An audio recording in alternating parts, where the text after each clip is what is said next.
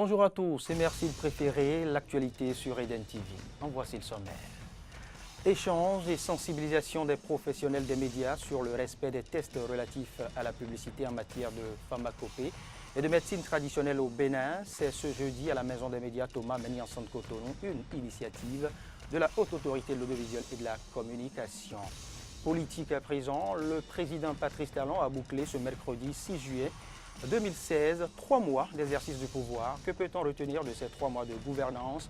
La réponse dans ce journal. En sport, sur le continent européen, la grande fête du football livrera ce soir le second finaliste. La France, pays hôte, disputera face à l'Allemagne la seconde demi-finale de l'Euro 2016. Voilà pour le menu de ce 13h.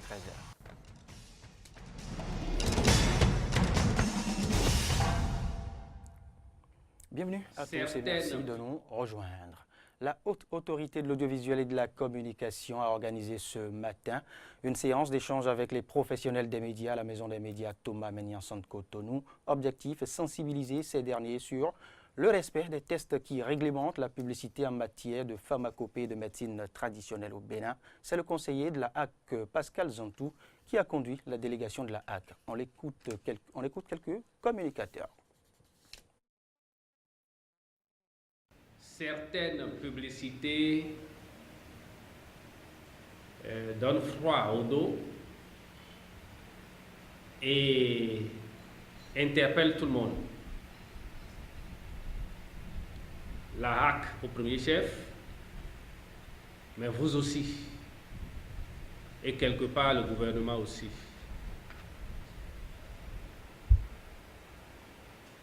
Mais ce n'est pas parce que ces publicités donnent froid au dos que nous nous déplaçons. Nous nous déplaçons parce que ce secteur est réglementé. Aussi bien le Code de l'information et de la communication que des dispositions réglementaires régissent ce secteur-là. Et il est important que de temps en temps, nous le rappelions afin de pouvoir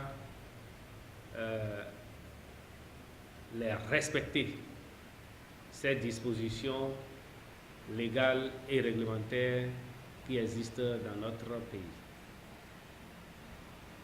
Donc l'objectif de cette mission n'est pas de vous demander d'arrêter de faire de la publicité pour la pharmacopée ou la médecine traditionnelle, mais de veiller au respect des tests en vigueur dans ce domaine-là. Il convient d'indiquer que la difficulté en la matière réside dans l'ignorance de l'existence d'un cadre juridique bien précis sur la question ou tout simplement l'existence d'une volonté de l'ignorer au motif pris de ce que ce type de publicité est pourvoyeur de rente pour les organes de presse. La démarche de la HAC pour cette séance consiste à attirer l'attention des professionnels des médias sur les conséquences nuisibles de l'utilisation de ces produits, les sanctions qu'ils encourent en tant qu'organe de relais, la procédure à suivre pour faire la publicité des produits de la pharmacopée et de la médecine traditionnelle. Il existe bien un cadre juridique en la matière. On peut citer 3 tests. Il y a l'arrêt interministériel en date du 3 novembre 2004 portant réglementation de la publicité en matière de pharmacopée et de la médecine traditionnelle. Cet arrêté précise en son article 3 que sont autorisés à faire objet de publicité les médicaments traditionnels qui ont été enregistrés au niveau de la direction en charge de la pharmacopée et dont l'efficacité thérapeutique a été certifiée par la structure habilitée à recevoir l'enregistrement. Au chapitre religion maintenant, la communauté musulmane a célébré ce mercredi la fête de l'Aïd el-Fitr qui marque la fin du mois de jeûne appelé Ramadan. À Cotonou, certains fidèles se sont rendus nombreux à la traditionnelle prière à la place Idi de l'aéroport de Cotonou. Une prière dirigée par l'imam Isiaka Alao Ligali qui, dans sa prédication, a prôné la tolérance, le respect de l'ordre divin. Je vous invite à présent à le suivre. L'essentiel de ce qu'on peut retenir, c'est D'abord, la joie d'avoir respecté l'ordre divin en acceptant, malgré la capacité, la possibilité de faire tout ce qu'on pouvait. Le fait d'avoir accepté de se sacrifier pour le mois de Ramadan, du début jusqu'à la fin, c'est d'abord la joie qui doit animer tout un chacun de nous. Et pour nous dire encore aussi que Ramadan est parti, mais il reste encore du travail. Parce qu'il faut compléter les 30 jours, de 6 jours encore, pour faire une année de jeûne. Et puis fêter dans la décence, ne pas fêter avec ce qui est interdit. Les fidèles musulmans, à la fin de la prière de rupture de carême, remercient et rendent grâce à Allah qui a prêté assistance à la communauté musulmane tout au long de ce mois saint, caractérisé par le jeûne, l'un des 5 piliers de l'islam. Ils n'ont pas manqué aussi de prières pour toute la nation qu'est le Bénin. Voici les impressions de quelques-uns au micro de Horacia Diodi et Fréjus Fiossi. C'est une fête qui permet de célébrer la gloire divine.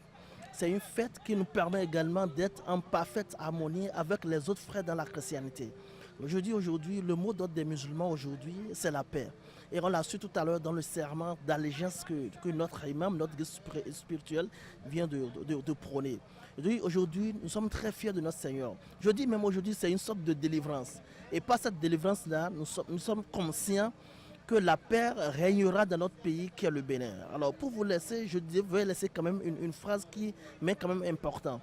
Je dis que vous soyez chrétien, que vous soyez musulman, juif ou athée, nous sommes le dépositaire d'une parcelle de la lumière divine. Donc, et par conséquent, nous devons rester ensemble et en harmonie pour que Dieu puisse nous bénir. L'imam a profité pour rappeler aux fidèles le comportement à avoir après dans ce mois de Ramadan et a prié également pour le pays. À prier pour tout le monde, pour que la paix règne dans notre pays, pour que nous ayons pitié des autres, que notre pays ne soit pas un pays, n'est-ce pas, des vainqueurs sur des vaincus, et que chacun puisse apporter sa contribution au développement, n'est-ce pas, de ce pays. C'est le message de l'imam et c'est le mien également. Donc encore une fois, nous demandons à Dieu d'exaucer nos prières, d'accepter toutes nos prières que nous avons eu à faire pendant ce mois de Ramadan, toutes nos doléances, et surtout nous pardonner nos péchés et nous permettre, n'est-ce pas, d'atteindre l'année prochaine encore ce fameux mois de Ramadan qui est l'un des mois sacrés. Nous prions Dieu d'exaucer nos prières parce que c'est 30 jours de jeûne, d'abstinence et je crois que Dieu exauce nos prières, tout ce que nous avons fait comme prière dans ce mois-là sacré, que Dieu nous récompense le paradis, que de façon que la récompense soit le paradis. Nous restons toujours dans le chapitre Ramadan. À Calavi, les fidèles musulmans de Godomain ont aussi célébré la fête de Ramadan ce mercredi matin. Eh bien, ils se sont réunis autour de leur imam à la place Idi de la mosquée Ogoloua de Godomain-Fillon pour participer à la prière de rupture de jeûne. Un moment de recueillement, d'action de grâce et de partage dans différentes familles musulmanes. Voici quelques réactions après prière. Eh bien, nous poursuivons cette édition d'information et nous ouvrons maintenant le chapitre politique. Le gouvernement Talon vient de boucler 3 mois de gestion à la tête de la nation béninoise. Après son investiture le 6 avril dernier et la formation de son gouvernement juste quelques heures après sa prestation de serment, eh bien, le gouvernement s'est mis au travail, bien évidemment. Plusieurs décisions ont été prises et des réformes engagées, notamment sur le plan politique et institutionnel, dont vous avez suivi la remise du rapport de la commission Djogbenou il y a quelques jours. Mais quel bilan peut-on faire après ces 3 mois de gestion à la tête de la nation? Voici la réponse de quelques honorables députés. On voit déjà que le style même du leadership a changé. Des ministres ont été nommés, donc de vrais ministres qui travaillent et que l'on laisse travailler, ce que je constate. Deuxièmement, nous n'avons pas un président de la République omniprésent, omnipotent. Il y a quelques actions fortes qu'il faut remarquer. La question donc de la détermination des chefs-lieux de département qu'on a eu en un temps record, ça date de plus de 20 ans, on va dire. Cette question de développement, qui est une question essentielle de développement, est réglée. Les prestataires béninois vont être payés et ça va donner quand même de la vitalité à l'économie qui va redémarrer. Je pense qu'il a lancé des signaux forts qui concernent les réformes auxquelles il souhaiterait faire face durant les 5 années. Et voulant commencer par la question des réformes, du coup, il a voulu commencer par les choses les plus difficiles. Donc, il y a une commission qui a été mise sur pied pour les réformes. Mais à côté de cela, il y a aussi une commission qui a été mise sur pied pour un problème qui semblait être un problème brûlant pour la République, la question des concours frauduleux. La dernière loi qui a été introduite au niveau de l'Assemblée nationale, la loi qui concerne la loi rectificative des finances, montre une fois de plus la volonté affichée du président de la République de réduire les charges de l'État. Dès sa prise de service, nous avons constaté à travers déjà sa politique de redimensionner le nombre de portefeuilles que nous avons jusque-là, à travers les premières décisions que c'est par les prémices de samedi qu'on confirme la fête du dimanche. Tout ça, en moins de 3 mois, devrait vous donner, n'est-ce pas, la couleur de ce qui va se passer dans 1 an, dans 2 ans, pourquoi pas avant la fin du quinquennat. L'actualité hors du Bénin, en images, le Premier ministre israélien Benjamin Netanyahou a visité Rwanda ce mercredi et une étape très symbolique d'une tournée africaine historique visant à affirmer la présence d'Israël en Afrique où il a insisté sur le lien unique unissant les 2 pays à l'histoire marquée par un génocide. En voici quelques précisions. My people know the pain of genocide as well. Mon peuple connaît la douleur du génocide aussi et c'est le lien unique que nos 2 peuples préféreraient ne pas avoir. Mais nous persévérons malgré la douleur et malgré les horreurs auxquelles nous avons survécu. Nous n'avons jamais perdu espoir et vous n'avez jamais perdu espoir.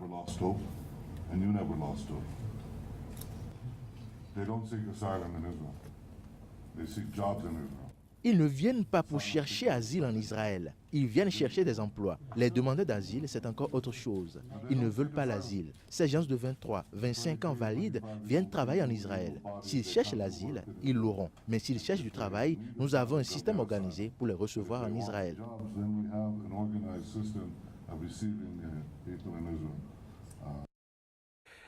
Âgé de 29 ans, l'ancien sprinteur sud-africain Oscar Pistorius, amputé des 2 jambes et idole déchu des stades, a été condamné en appel à 6 ans de prison pour le meurtre de sa petite amie Riva Steenkamp. Une sentence bien inférieure à la peine planchée pour ce crime qui était de 15 ans au minimum.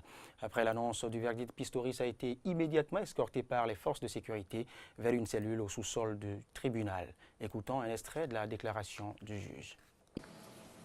Un meurtre est toujours un crime très grave. Le fait que l'accusé pensait qu'il s'agissait d'un intrus ne le rend pas moins grave. Je suis d'avis que les circonstances atténuantes l'emportent sur les facteurs aggravants. J'estime qu'il y a des circonstances atténuantes qui justifient de ne pas imposer la peine planchée de 15 ans pour meurtre.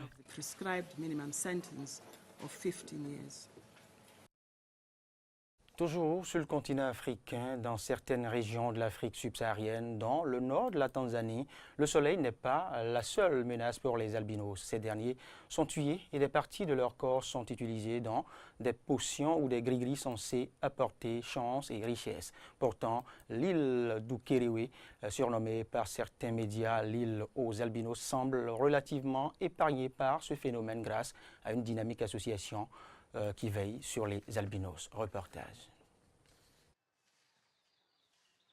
Alphonse Yacobo vit sur l'île d'Ukerewe en Tanzanie, un lieu de refuge pour les personnes atteintes d'albinisme. L'île ne protège pas des menaces qui pèsent sur la santé des albinos. Tous ont des problèmes de vue et sont particulièrement vulnérables au cancer de la peau. Mais sur cette île du lac Victoria, au moins, ils se sentent en sécurité. Alors que dans de nombreux endroits du continent africain, ils sont attaqués, tués et des parties de leur corps utilisées dans des potions ou gris-gris censés porter chance.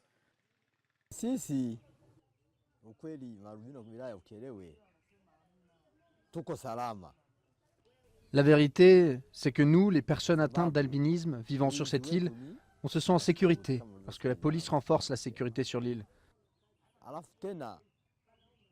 Ici, nous sommes en sécurité, nous sommes entourés d'eau. Personne ne peut commettre un crime et s'échapper facilement. Ils seront arrêtés et donc vous pouvez voir qu'ici, nous sommes en sécurité.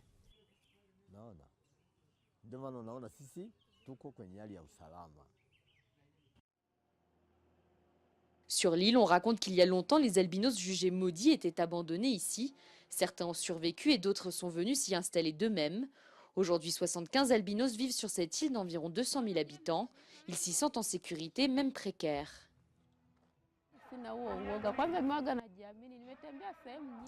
Je n'ai pas peur. J'ai beaucoup voyagé, même dans des endroits connus pour des attaques contre les albinos.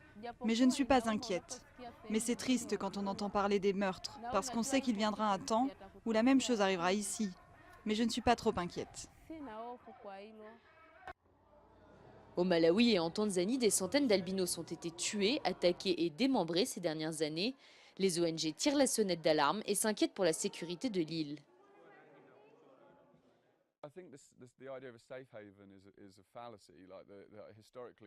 Je pense que cette image de paradis est un fantasme, tout comme historiquement, il y avait une sorte de mythe autour du fait que les gens étaient amenés ici, largués ici. Même hier soir, j'étais avec quelqu'un qui m'a parlé d'une tentative de meurtre dont il a été victime ici sur l'île. Je pense qu'il y a un certain romantisme autour de cette population insulaire qui est quelque peu détachée du continent.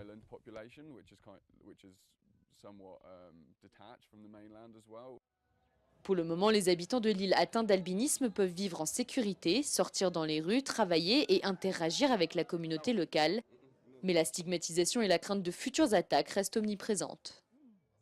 Cracovie, la ville dont Jean-Paul II a été l'archevêque avant de devenir pape, se prépare à accueillir des journées mondiales de la jeunesse, animées par le fouet et l'espoir d'un moment de partage hors de commun.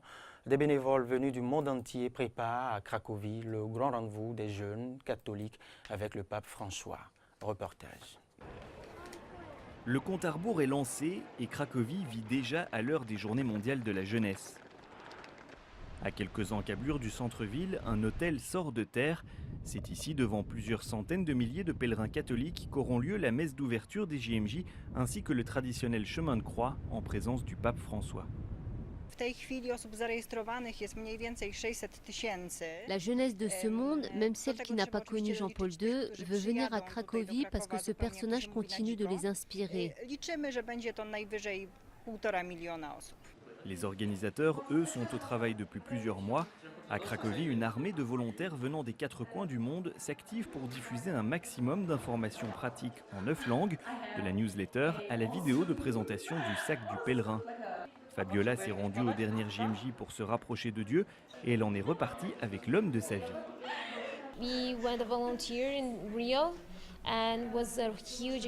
Nous étions à Rio et c'était une expérience extraordinaire. Nous nous sommes dit, pourquoi ne pas consacrer à l'Église nos premiers moments de couple marié et une nouvelle fois au JMJ. Les JMJ à Cracovie, c'est aussi un hommage à Jean-Paul II. L'ancien pape polonais a été l'archevêque de cette ville avant de partir au Vatican et il y est revenu à plusieurs reprises durant son pontificat. La jeunesse de ce monde, même celle qui n'a pas connu Jean-Paul II, veut venir à Cracovie parce que ce personnage continue de les inspirer. Le pape François profitera des JMJ à Cracovie pour prier dans 2 endroits symboliques, Częstochowa, la capitale spirituelle de la Pologne, et le camp d'extermination allemand nazi d'Auschwitz-Birkenau. Une note de sport avant de boucler cette édition d'information. Les Bleus ont pour objectif de décrocher un nouveau titre après celui de 2000, mais il leur faudra se surpasser en demi-finale pour éliminer l'Allemagne. C'est du moins ce que nous précise ce reportage.